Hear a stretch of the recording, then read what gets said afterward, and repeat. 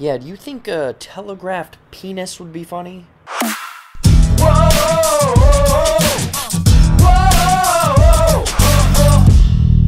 What's up, everybody? Jared here. I'm back from the holidays, went out to a movie, saw one of maybe the best comedies this year, Holmes and Watson. Holmes and Watson follows Will Ferrell and John C. Reilly as they play an awful game of dress-up and put on fake British accents to solve crimes as the famous duo. For 90 minutes, these two are involved in various comedy skits that are neither funny nor push the plot forward. So does Holmes and Watson crack the case just in time?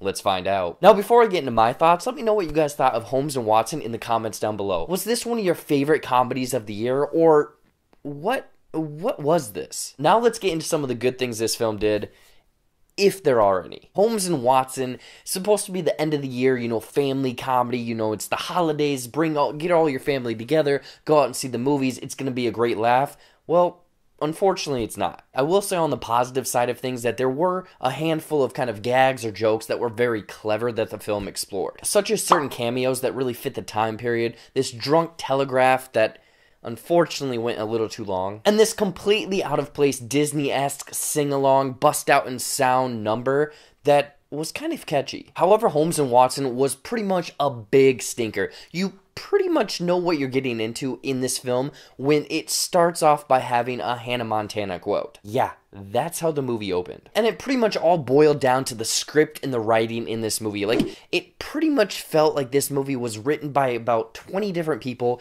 each of them having a page or two, and then they kind of just mushed everything together. The film is essentially these basically 5-minute comedy skits throughout the film, you know, with different tones, different sources of humor, and with this generic plot kind of running through those skits. And as you're watching this, it really feels like there's this checkbox of things that the writers or people in charge really had to like check off. Like, we have this swarm of bees, we have this fighting scene with the let's get ready to rumble guy, we have this over-sexualized autopsy scene, and then this cartoonish kick a bomb and it lands next to the bad guy scene. Not only do these sequences really not work in the overall film, the dialogue between the characters really, it was dull, it lacked creativity. The conversations between characters was pretty much just a vehicle for these lazily written jokes, you know, referring to fake news, the wage gap between men and women, you know, how the court systems are pretty much screwed up, or how a leader is really not fit to lead a country and is pretty much just a businessman. Now that I think about it, was this just a political subliminal message propaganda film? I've cracked the case! I'm the real Sherlock Holmes.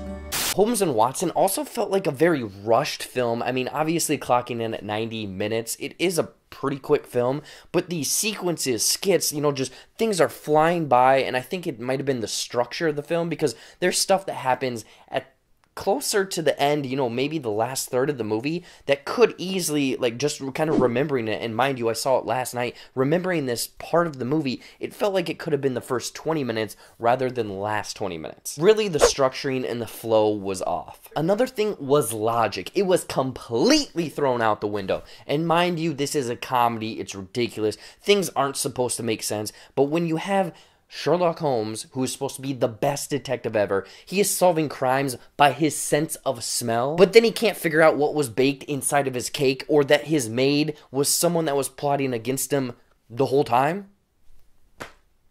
And lastly, holy crap, like, the editing, specifically the ADR in this film, referring basically all of the characters, one character specifically, was way off. This is a movie that was released in theaters. Like, this is a blockbuster movie. And the editor, the editing team, they couldn't even get the words to line up with the character's mouth. Like, it is very, very noticeable in some of the scenes. Like, I'm running a YouTube channel, a small YouTube channel, and I'm able to get the words that I'm talking to match up with my mouth.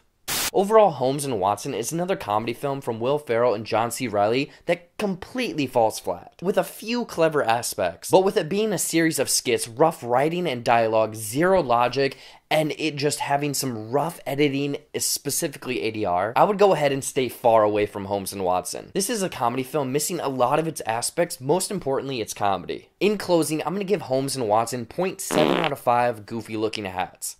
So what did you think of Holmes and Watson? I want to know in the comments down below. Anyways, guys, as always, thank you for watching. Follow all of my social media stuff down there. There's more videos over there. Subscribe down there if you haven't. And until next time, I'll see you later. Telegraph penis. Telegraph penis. Telegraph penis would be funny.